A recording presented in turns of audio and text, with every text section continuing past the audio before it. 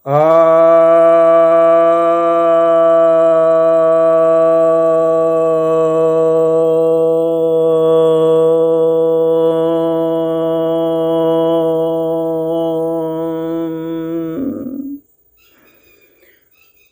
भक्तजनों को सप्रेम नमन।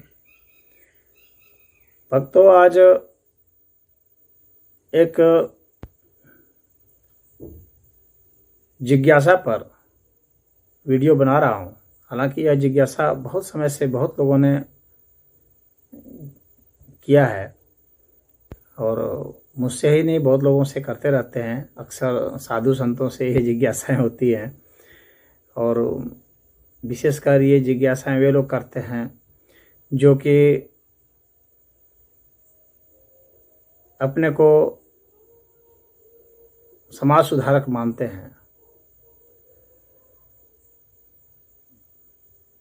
ऐसे लोगों का यह कहना है कि शिवलिंग के ऊपर या किसी भी देवता के ऊपर या देवी के ऊपर कुछ भी हम अर्पित करते हैं, जैसे कि दूध गिराते हैं तो क्या फ़ायदा है, क्यों गिराएं दूध। उस दूध को गरीबों को दे दें तो उनका भला होगा, ये दूध तो बेकार हो जाता है।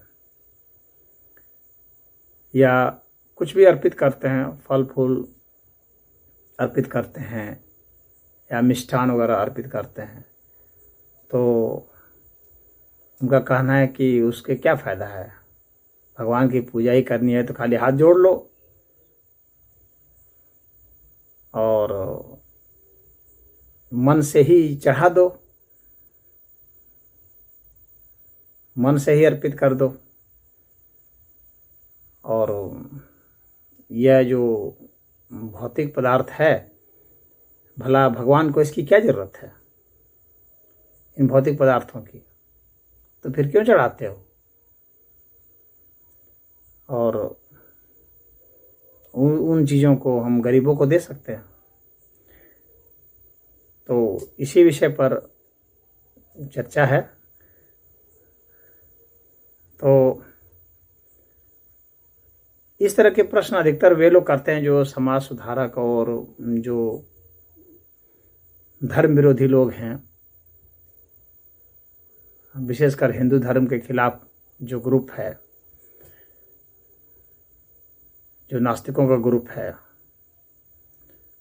वे लोग इस तरह के प्रश्न करते हैं। वे लोग इस अस्तित्व के उस रहस्य को भी नहीं जानते हैं कि यह अस्तित्व किस नियम के तहत चलता है। यहाँ हम क्या चीज़ पाते हैं, कैसे पाते हैं।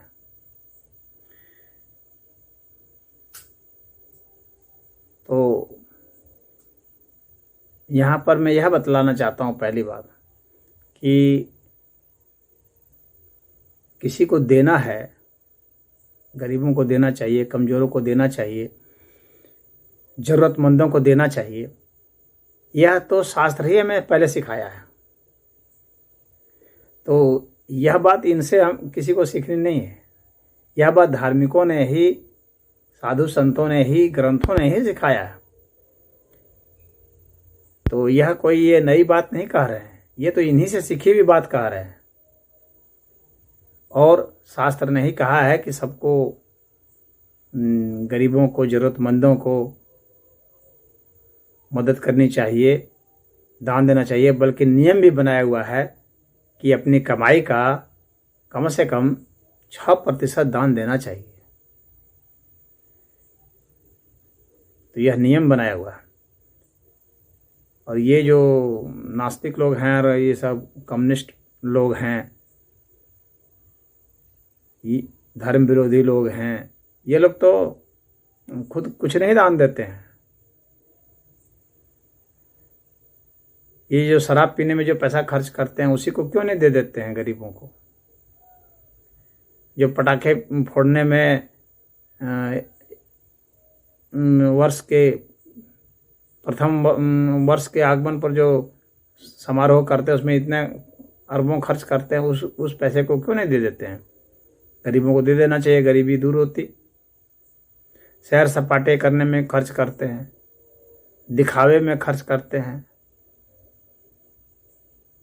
तो इनको पहले समझना चाहिए कि ये स्वयं क्या करते हैं और उसको गरीबों में देना चाहिए। वे नहीं देते, गरीबों में तो यही लोग देते हैं जो भगवान को अर्पित करते हैं। इसका मतलब है कि वे देने में विश्वास रखते हैं, वे ही लोग दान देते हैं। और ये लोग तो नाम मात्र के देते हैं, दिखावे के लिए देते हैं, और ये कुछ ना कुछ चाहते हैं बदले में, तब देते हैं। कोई यश चाहता है, कोई पद चाहता है, कोई चुनाव लड़ रहा है तो उसमें दे रहा है। ये स्वयं सकाम भाव से ही देते हैं, निष्काम भाव से, बिना किसी स्वार्थ के प्रेरणा के जो देने वाले हैं वे आध्यात्मिक लोग ही होते हैं। और उसी को श्रेष्ठ दान कहा भी जाता है जब हम निष्काम भाव से अर्पित करते हैं। तो गरीबों को देने का प्रावधान भी शास्त्रों में ही है, और ये देने का विधान है और दिया जाता है। इसीलिए लंगर चलते हैं, मंदिरों में पढ़ाई होती है, स्कूल खोले जाते हैं मंदिरों की तरफ से, वहाँ विद्या अध्ययन होता है, अस्पताल चलते हैं जिसमें कि सभी का निस्वार्थ भाव से चिकित्सा होती है, पुस्तकालय खोले जाते हैं। कहने का मतलब है कि विभिन्न प्रकार की गतिविधियों में ज़रूरतमंदों के लिए जो आध्यात्मिक लोग हैं वे व्यक्तिगत रूप से भी और संगठन बना करके भी, संस्था बना करके भी योगदान करते रहते हैं। शिविर लगा लगा करके किया जाता है योगदान। स्वास्थ्य कैसे ठीक रहे उसके लिए योगदान करते हैं, यही लोग करते हैं। और ये लोग जो आपत्ति करते हैं, ये लोग तो पैसे कमाने के लिए करते हैं। अब बात उसकी करते हैं कि जो ईश्वर के ऊपर चढ़ाया जाता है तो वो नाम मात्र का ही चढ़ाया जाता है एक तरह से देखा जाए तो। अगर मैं उसकी वॉल्यूम, अगर किसी के यहाँ 1 किलो दूध हो रहा है तो एक छोटे से गिलास में इतना भर करके ले आता है, हम लोग तो बराबर देखते हैं, तो उसी को चढ़ा देता है। फल ले आता है तो उसमें से थोड़ा सा चढ़ा देता है, बाकी तो फिर प्रसाद के रूप में खुद खाते हैं, परिवार को खिलाते हैं, और अन्य लोगों को जो वहाँ पर हैं उनको देते हैं प्रसाद। तो वहाँ पर तो थोड़ा ही सा अर्पित किया जाता है, बाकी तो सब जरूरतमंदों को, श्रद्धालुओं को, गरीबों को, इन्हीं को दिया जाता है। मानव ही खाते हैं। तो अब जो थोड़ा सा दिया जाता है उसके लिए इतना हो हल्ला, जो मात्र सा एक बर्फी अगर कोई ला के चढ़ा दिया है तो उसके लिए इतना हल्ला गुल्ला सब मचा रहे हैं कि वो एक बर्फी भी क्यों दिया, और वो क्यों नहीं उसको भी दे दिया। और वह भी एक बर्फी जो वहाँ चढ़ता है उसको भी कौन खाता है, उसको भी ज़रूरतमंद ही खाते हैं। कोई ज़रूरतमंद, कोई ज़रूरी नहीं है कि वो ज़रूरतमंद आदमी ही सिर्फ हो। सिर्फ आदमी के लिए क्यों सोचते हो? वो ज़रूरतमंद जो है चींटी भी हो सकती है, वे ज़रूरतमंद मधुमक्खियाँ भी हो सकती हैं, वे ज़रूरतमंद जो कीड़े जो रेंगते हैं वे भी हो सकते हैं।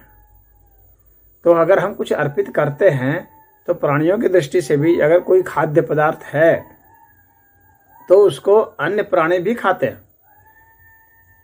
और अन्य प्राणियों को भी जीने का उतना ही हक है, और अन्य प्राणी भी उतने ही उपयोगी हैं इस व्यवस्था के लिए, इस अस्तित्व के लिए, तभी तो वे हैं। किसकी उपयोगिता नहीं है? और वह जो सिर्फ मनुष्यों के लिए उपयोगी हो वही उपयोगी तो नहीं है। यह पूरा अस्तित्व जो है सबके सामंजस्य से चलता है। तो कुछ भी हम अर्पित करते हैं, कोई भी खाद्य पदार्थ अर्पित करते हैं तो उसको या तो कोई भी खाएगा तो जीवित प्राणी ही खाएगा, वो चाहे मनुष्य हो, चाहे पशु हो, चाहे पक्षी हो, चाहे अन्य जीव जंतु हों, कीड़े मकोड़े हों, ऐसे हों, और सभी उपयोगी हैं। सिर्फ यह कभी नहीं समझना चाहिए कि सिर्फ मानव ही उपयोगी है। यह तो निजी निहित स्वार्थ की क्षुद्रता है कि सिर्फ आदमी ही खाएं। आदमी क्यों खाएं, अन्य क्यों नहीं खाएं? तो अन्य के लिए भी कोई चींटी के लिए कोई दाना कहीं गिरा दिया, अर्पित कर दिया, या वहीं पर जल चढ़ा दिया, तो वह जल भी जा रहा है, वो दूध चढ़ा दिया, दूध जल में मिक्स होकर के जा रहा है, तो कोई कहीं पर तो ऐसा भी प्रावधान है कि उसको छान लेते हैं और फिर उसको प्रसाद के रूप में लोगों को बांट देते हैं, यह भी होता है। और कहीं कहीं होता है कि गिर जाता है, तो गिर जाता है तो वहाँ पर जो है पक्षी वगैरह है वे कहते हैं, कुत्ते हैं वे चढ़ जाते हैं, और अन्य जो जीव हैं, कीड़े मकोड़े या पक्षी हैं, वे अपना खा पी जाते हैं। तो क्या उनको जीने का हक नहीं है? सभी को जीने का हक है, और सबके लिए सोचना चाहिए।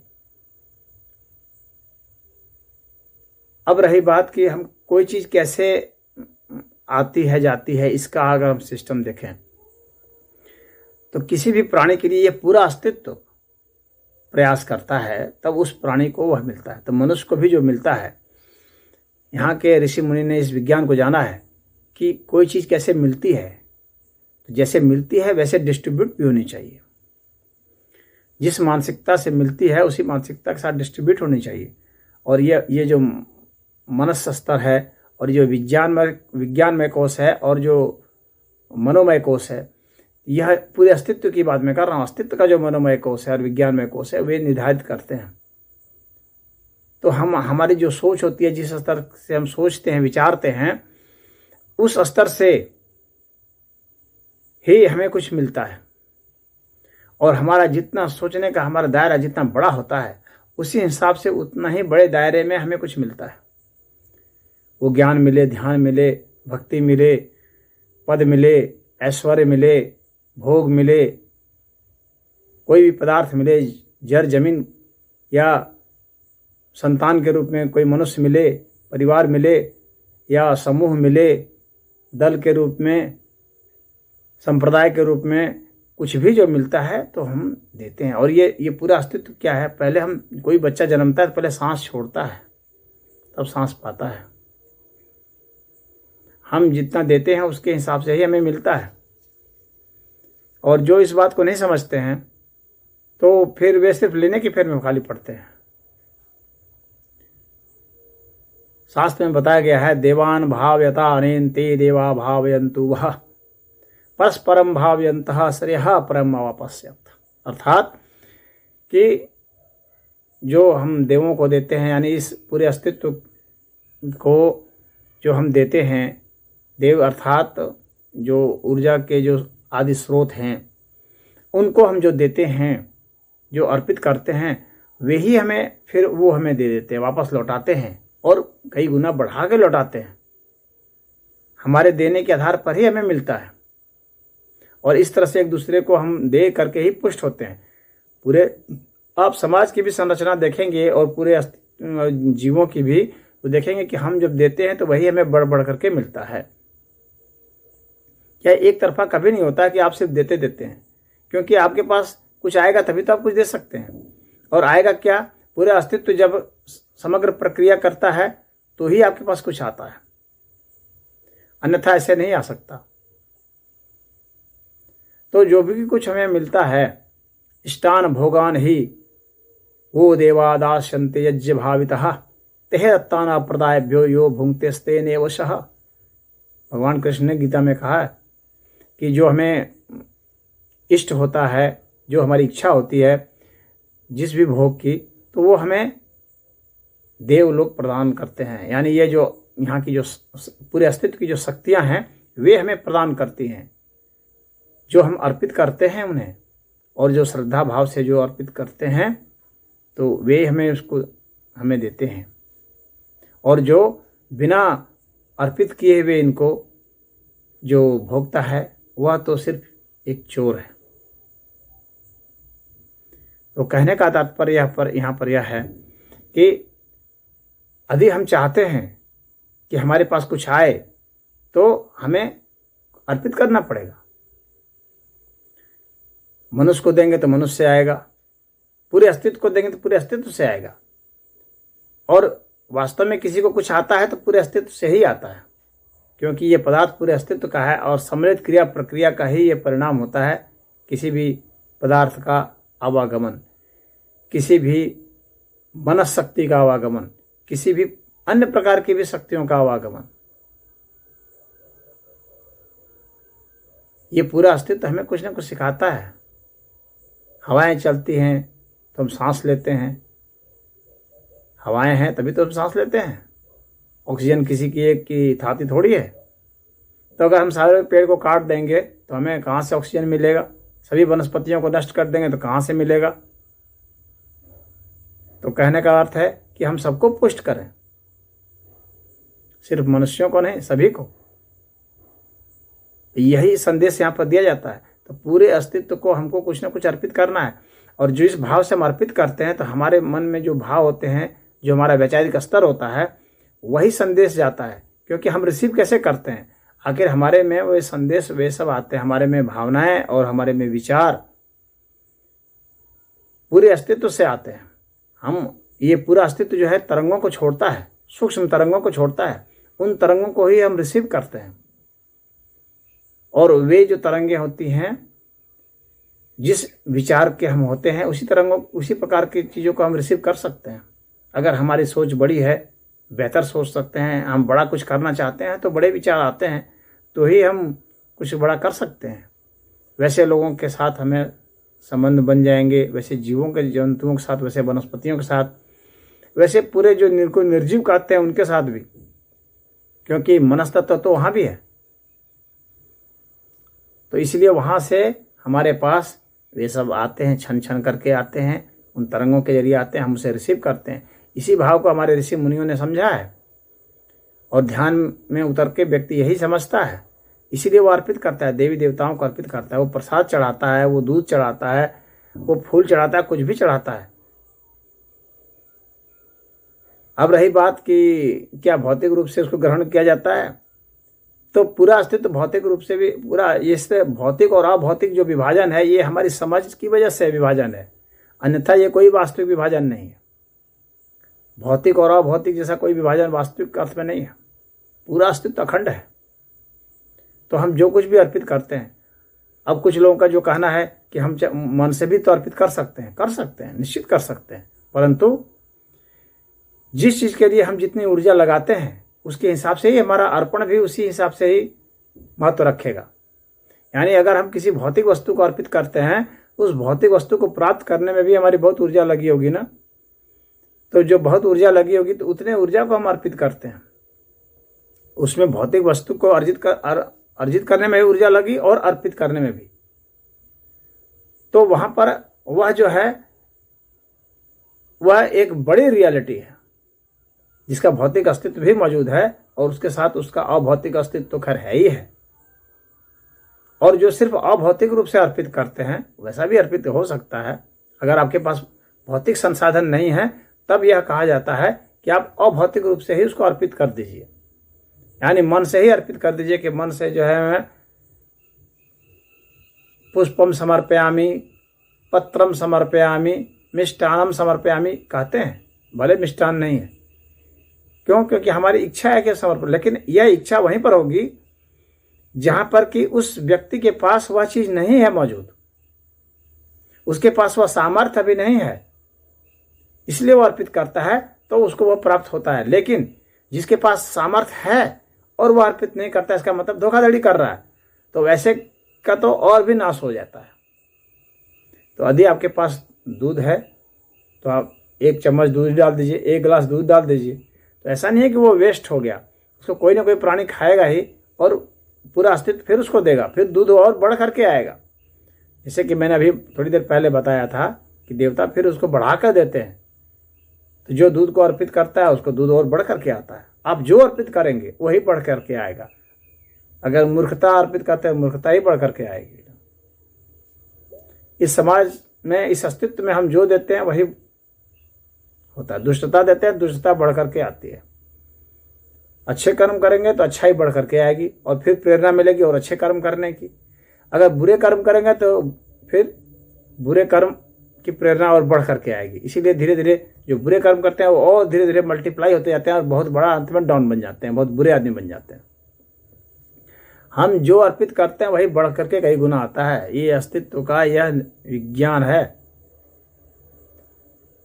तो मनुष्य जो, जिसके पास सामर्थ्य जो है, वह उसको अर्पित करे। अगर नहीं करता इसका मतलब वो ठग रहा है, धोखा दे रहा है, और आप अस्तित्व को धोखा दे भी नहीं सकते। आप अपनी तरफ से सोचते हैं कि मैं धोखा दे रहा हूँ, लेकिन धोखा दे नहीं सकते। इसलिए आपका जो मनस स्तर है वो इस अस्तित्व के मनस स्तर से उसकी मैचिंग होती है। ये ऑटोमेटिक सिद्धांत है यहाँ, और फिर उसके हिसाब से आपको परिणाम मिलते हैं। तो इसलिए यह जो है, चाहे शिवलिंग के ऊपर जो है दूध अर्पित किया जाता है, और कई सिनेमा में ये सब जो दिखलाते हैं कि गरीबों को दे देना चाहिए ऐसे वगैरह, तो गरीबों को देने के लिए मना कहाँ किया गया है? आप गरीबों को दीजिए, लेकिन सिर्फ गरीबों को देने की बात नहीं है, सिर्फ मनुष्यों को देने की बात नहीं है, सभी प्राणियों को देना चाहिए, और प्राणियों को ही नहीं पूरे अस्तित्व को देना चाहिए।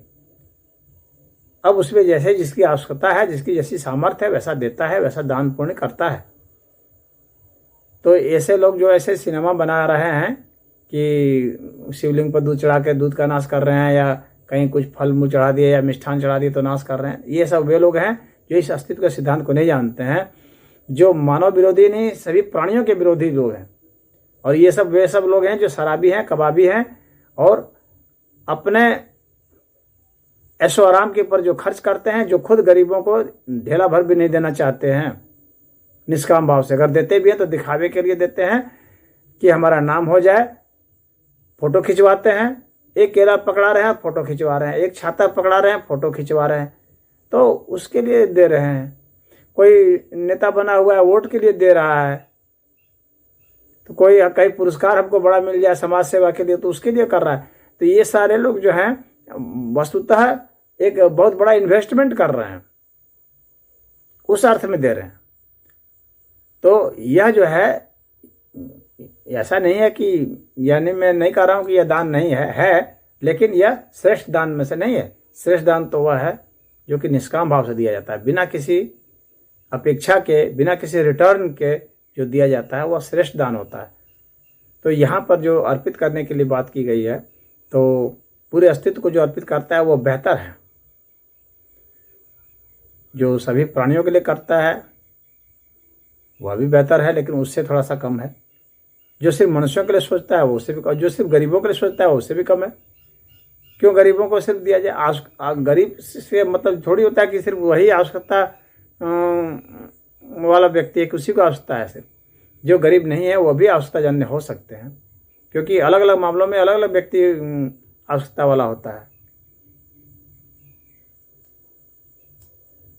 तो गरीबों को भी मिले, आवश्यकता वालों को भी मिले, अन्य प्राणियों को भी मिले, पूरे अस्तित्व को मिले, यही भाव है यहाँ, और यही हमारे शास्त्र में बताया गया। इसीलिए उसमें जो अर्पित किया जाता है शिवलिंग के ऊपर, तो वो सही है। जो इसका विरोध करते हैं वे गलत पॉइंट पर हैं, उनको पुनर्विचार करना चाहिए। ओम।